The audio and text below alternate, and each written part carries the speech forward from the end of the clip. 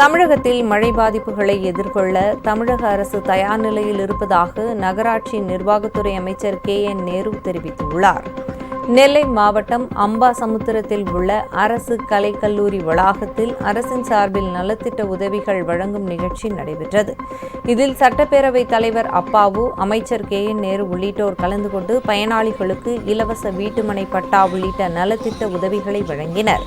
பின்னர் செய்தியாளர்களை சந்தித்த KN நேரு, வானிலை மையத்தின் எச்சரிக்கையை பொறுத்து அந்தந்த மாவட்ட ஆட்சியர்கள் முன்னெச்சரிக்கை நடவடிக்கைகளை எடுத்து வருவதாக தெரிவித்தார். பாபநாசம், மணிமுத்தாறு அணைகளுக்கு இடையே 6 கிலோமீட்டர் தூரத்திற்கு டனல் அமைக்கும் திட்டத்திற்கு விரிவான திட்ட அறிக்கை விரைவில் தாக்கல் செய்யப்படும் எனவும் KN நேரு கூறினார். வானிலை மையம் என்ன சொல்லியிருக்கிறது, மழை எங்கு அதிகமாக இருக்கிறது என்றெல்லாம் மாவட்ட ஆட்சித்தலைவரோடு பேசி ஆங்காங்கு எடுக்க வேண்டிய நடவடிக்கைகளை முழுமையாக கடந்த ஒரு வாரமாக அவர் பேசிக் கொண்டிருக்கிறார்.